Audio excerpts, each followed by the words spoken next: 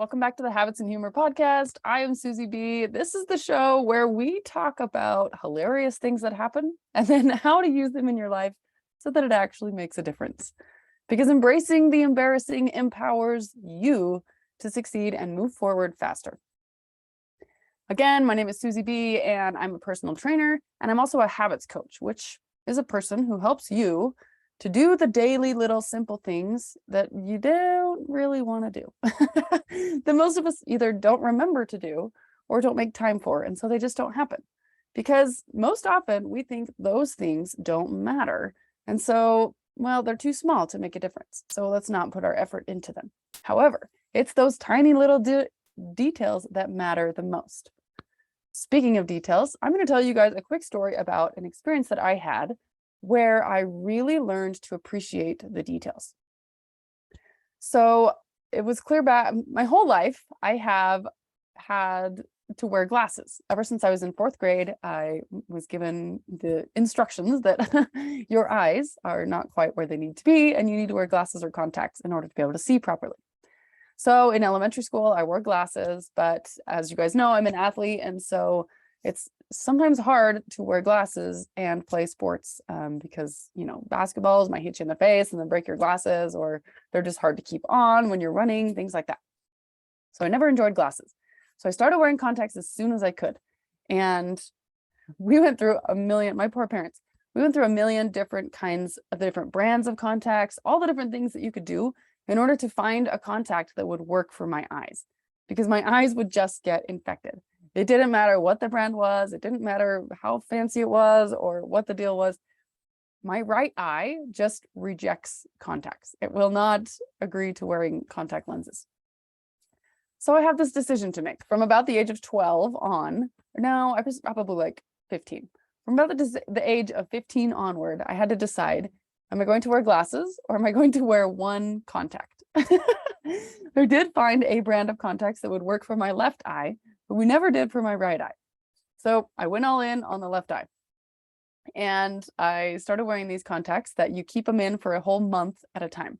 And those would work for my left eye, but not for my right. So I just wouldn't wear a contact in my right eye, and I would wear one constantly in my left eye. So perfect vision at the left side of my head, right side of my head, not so much. My prescription was only like 1.5, 1.75, so it wasn't super bad, but it was bad enough that I couldn't see the minute little details anymore. Things had started to become somewhat blurry. But it wasn't a big deal. I could still, read. I could still see well enough to play sports, and it didn't affect my depth perception, luckily, things like that. So I figured, you know what, this is a long-term solution. This is good. So for the next 15 years, I wore contacts this way. And I looked forward to the time when I could get LASIK. LASIK eye surgery is where, as you guys know, you go in and you have a laser that comes into your eye and fixes your shape of your eye so that you don't have to wear contacts or glasses anymore. And so I looked forward to the day when I could do this, but I had been told that if you do this before you have children, if you have LASIK before you have kids, you'll probably have to have it redone after you're done having kids, because your prescription, your eyes change when you're having babies. And so I decided I was going to wait till I was done having babies before I got LASIK. So I committed to this, and after my last baby, I knew he was my last one. 6 months after I was done nursing him, I went in and I had a consultation to get LASIK. And I was so excited to get the surgery and to get my, so I didn't have to wear contacts anymore, or contact. So I didn't have to wear my one contact anymore. And so up to this point, I had done okay. I was fine. Life was good. And I didn't really know what I was missing, other than it was a pain to have to put in a contact all the time. It was a pain if you're swimming and it falls out, or in the ocean. I would always lose them in the ocean. I mean, not that we go to the ocean all the time, but pretty much every vacation we went on, I would lose my contact. And so I was trying to come up with, all of these reasons why LASIK was definitely going to be a game changer. And among those reasons was not the fact that my right eye saw things differently than my left eye. This had just become part of my norm, and it wasn't even a thing that I considered anymore. It was just, that's just the way I saw. And so I go in and I go to have this LASIK procedure done. And I had been told that it's, it's really short. It's quick and you don't have to have any medication or anything like that. You just go in, they do the laser thing, and then you leave. And then someone comes and picks you up because your eyes are going to be light sensitive for a while because they dilate your eyes when they do it. So they're like, make sure you have a driver to come and pick you up, but it's really no big deal.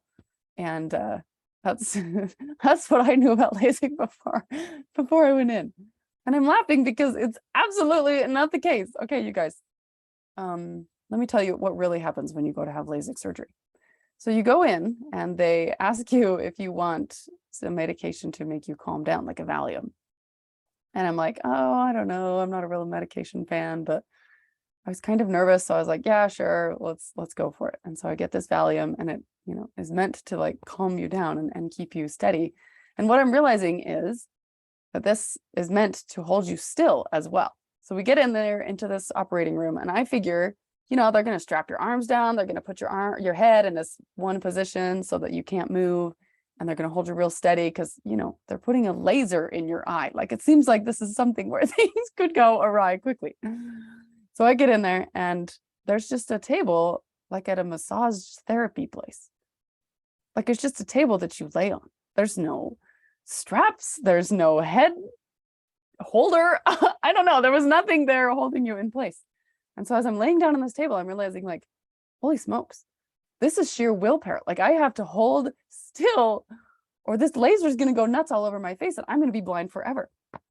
Like, this is totally up to me. If I move my head, I'm blind for life. That's kind of where I was at. Whether or not this is reality, I don't know. But this was my reality. So I'm laying on this table and I'm freaking out, panicking about the fact that they're about to shoot a laser in my eye and I could go blind. So I'm laying there as still as I can possibly be. And if you've had LASIK, you know that they prop your eye open so wide that it goes dark, like you can't see anything. So all of a sudden there's this pressure, like massive pressure in my eye, and everything goes dark. I can't see diddlies go out, but I'm remembering, like, okay, I have to hold really still or I'm going to be blind forever. I'm totally just like panic mode for this whole time. And then it's done. Like, it's pretty quick. It really was only like a minute and a half. And then they pull the thing out of my one eyelid and they put it on the other one. So now the other eye goes dark and I can't see out of that eye. And they do the laser thing and I'm holding really, really still and I'm panicking. And that's it. And it's over. And it really was like 5 minutes. I'm in there for 5 minutes. And then they sit me up and the doctor asks me, she's like, hey, how do you feel? And I'm like, I can't see anything. And the world is really, really blurry. It's really bright. I already have light sensitive eyes. And so the fact that I'm dilated and this whole thing, I'm like blinded in there. So I'm telling her, I'm like, hey, it's really bright and I feel okay. Like, I don't feel sick or anything. And she's like, hey, it went really well. And your driver should be downstairs. So just go ahead and head on out there. And then they're like, oh, we want to snap a picture too for the after photos. And I can't see anything. And all of a sudden I see this flash of light, like, oh, okay, I guess they took the picture. So me and this doctor are sitting here on this bench. And there's a picture now somewhere in that office of me, like, deer in the headlights. Like, I don't know what's going on. I didn't even know where the camera was. And then she's like, okay, just go out and find your car. Like, I'm supposed to walk down the stairs and go out to a parking lot and find my family. I can't see anything. And I'm totally freaked out. So I just sit there on the chair and I don't move at all. And she's like, yeah, just take your time. Take a minute if you need to, whatever. Talking to me like this was no big deal. Because I feel like someone was trying to get information out of me. I've never been so scared in my life. Like, it really was like, you have to lay still or you're going to go blind. I don't know if that's true or not, but in my head, that's where I was at. So talk about being like super stressed out. So I'm super stressed during this whole thing. And then my eyes get all messed up and then it's super blurry and I can't see anything. And I'm totally freaked out. And she's like, hey, off into the world. Ready, set, go. Like, what do you do? So I compare this point of the story to many, many times in our lives when we're put into a situation that is new, a situation where we have no experience. Maybe that's parenting. Maybe you just had your first kid and you're like, the hospital just gave me this person and told me to take it home. I don't know how to keep a human alive. I don't even know how to put the car seat in my car. They had to strap it in the car for me. Like, how am I legally okay to take this person home? Maybe you felt like someone was trying to get information out of you at that point. Or maybe it's when you started a business and you're like, I don't know what I'm doing. And you're like a goose on the water or like a swan, peaceful across the top of the water, but your legs are like swimming, panicking underneath. Yeah, that was how I was in that circumstance as well. So here I am, and I'm totally freaked out. And the whole thing with the LASIK, I really felt like it was like some form of torture. So I've gone through this whole torturous process, and I finally do like make my way stumbling down the stairs out to my car. Actually, I might have called my husband and said, "Hey, come in here and get me because I'm blind and I can't see anything." I think that's what I did. So I call him and he comes in and he walks me out the door, out to the car. And we go home and I do, and they told you this. They're like, "Hey, you're gonna have a headache and it's gonna be painful after the medication wears off in like an hour. So go home and just go to bed." It was like 4 o'clock in the afternoon. So I'm like, who goes to bed at 4 o'clock in the afternoon? But I do. I'll give you this little secret right now. I'm a really talented sleeper, and I can pretty much sleep anywhere at any time for any amount of time. So I do. I put on the little goggle looking things that you duct tape these plastic covers to your eyes so that you don't like scratch your eyes or itch your eyes or anything like that unconsciously when you're sleeping and damage and undo what they've just done. So your eyes have to be untouched overnight, and then you come back the next morning and they give you like an eye exam and make sure that it worked and it all was good and everything. And so this whole torturous, traumatic experience is over now, and I can go home. I happened to be staying at my in-laws' house that night because they live close to where we got the surgery done in Utah. So I went to bed in their house and just went to sleep. And when I woke up in the morning, I got up business as usual, pulled the things off my eyes, and they felt okay, and I didn't have a headache or anything, and wasn't really paying attention to how things looked or anything like that. I was still just kind of worried, and I just wanted to get to the appointment. So I wake up my husband and we get in the car and we start to go. And as we're driving, I look up and it was fall, I think. And I could just see the leaves on the trees. I could see individual leaves on the top of the trees for the first time in 15 or more years. Since I'd quit wearing glasses, for the first time, I was able to see the details of the leaves, individual leaves on the tops of the trees. I had no idea that I was missing that. I had no idea. I hadn't seen that for 15 years. It was such a crazy revelation to me of the details that I had been missing that made life so beautiful. I want to compare this part of the story to you're in that thing, the new thing that feels hard and feels crazy difficult and all those things. Pay attention to the details. Pay attention to the little stuff, the seemingly small things that maybe they make a difference, maybe they don't. Pay attention to those things and focus on those, because that's where the beautiful parts of life come in. Yeah, maybe you don't know every single thing that you're supposed to do with your child. Maybe you don't know exactly how to feed them just right and make sure they have all the proper nutrition and make sure they get the right kind of sleep and the right kind of diapers and the right kind of all of these different things. But you know how much you love that kid. You know how much you love those moments together. And you know that in those details, the small little things where you just take a second and you just realize how grateful you are to be where you are, that's where the power comes from for you to be able to do all the other things. At this point in the story of my getting LASIK, I was able to see those small, tiny details for the first time in a long time. I had been brought back to this awake state, to this conscious awareness of something that I had been missing, something that wasn't there before that now was. And it was a beautiful, beautiful part of my life now that I never take for granted. Every time I see a snowflake, every time I see a leaf, every time I see very specific details, I'm so grateful that my eyes can do what they can do, that I was able to go through the torture chamber, get this procedure done, that someone figured out how to do this procedure. Whoever came up with this nonsense is a crazy person, because I bet that was quite a process. But I'm grateful. I'm grateful every single day that somebody else did it before I needed it. And then somebody was able to do it for me. And that I have eyes that can see those incredible details. Take a moment and just be grateful for the little things in your life. There's so much we don't know. There's so much we don't control. There's so much that is not right in the situation. But if you just take a few minutes every day to notice the little things, to notice the things you are doing right, to notice the things about yourself that you love, about your family that you love, about your life, about your circumstance, about your situation that bring you joy, that bring you happiness, that bring you peace. Focus in on those things, because the more often you focus on those things, the more often you're able to see them. It's incredible to me how I'd been missing it for 15 years because I wasn't looking for it. For 15 years, I wasn't thinking, oh man, I wish I could see those details. It didn't matter. It was just part of life. But once my eyes were opened, once I had been told, hey, that's what you were missing, and now you can see it. I try so hard to not be ungrateful. And I try so hard to really pay attention to those things so that it makes a difference, because the little things are what make the difference. I'll give you an example. In my job as a personal trainer, I help a lot of my clients to fix their foot form. This simply means the way that you place your feet.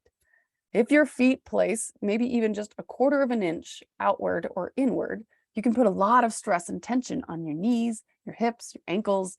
All sorts of problems can come from a quarter of an inch off with one of your feet.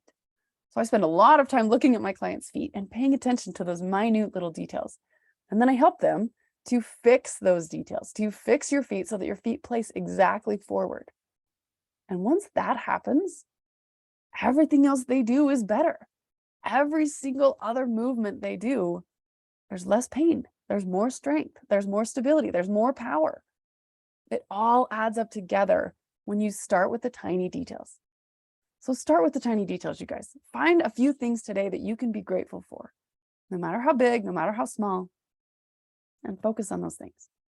I've started this new journaling habit that I got from the book, The Gap and the Gain.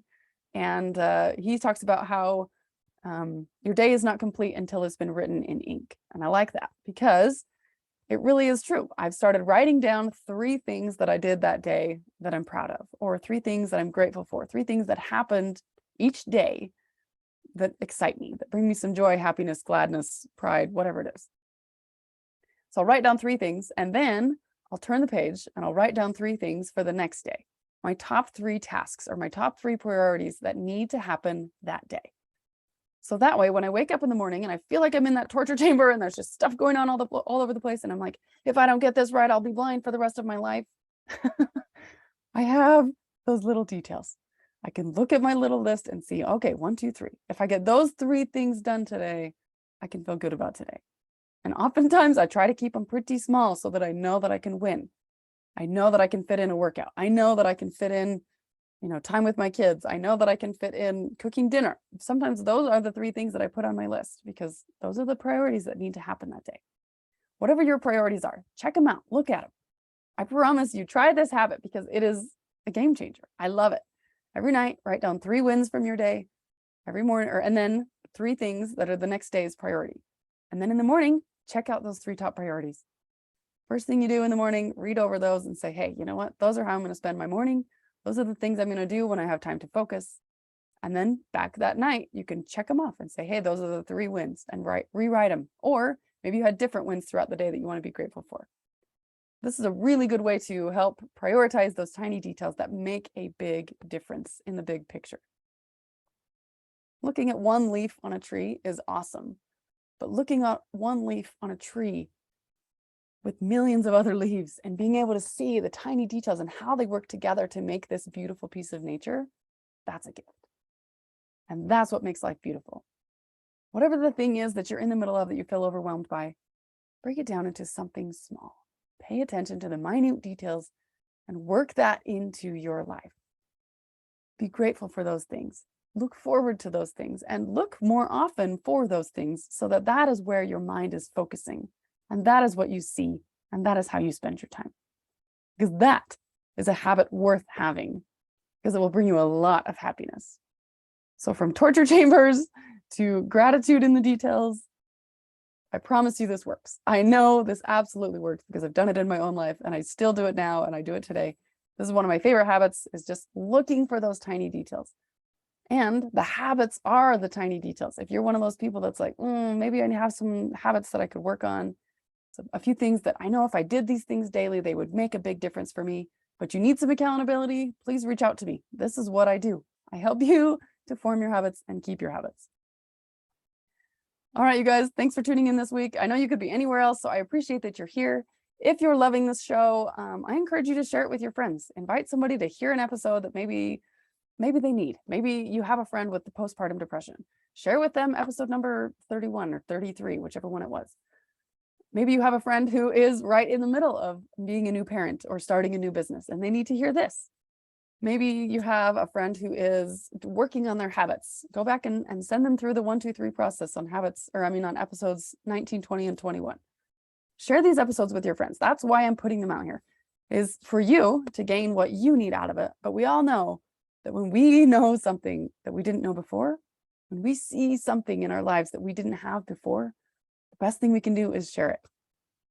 So if this is making a difference for you, please, I encourage you to share it with your friends and family and invite them to listen to the show and join the Habits and Humor join the Habits and Humor group on Facebook so they can be part of the community and part of the conversation as well. Have a wonderful week, you guys. Continue with those habits and happy healthing. I'm Susie B, and we'll catch you next time on Habits and Humor.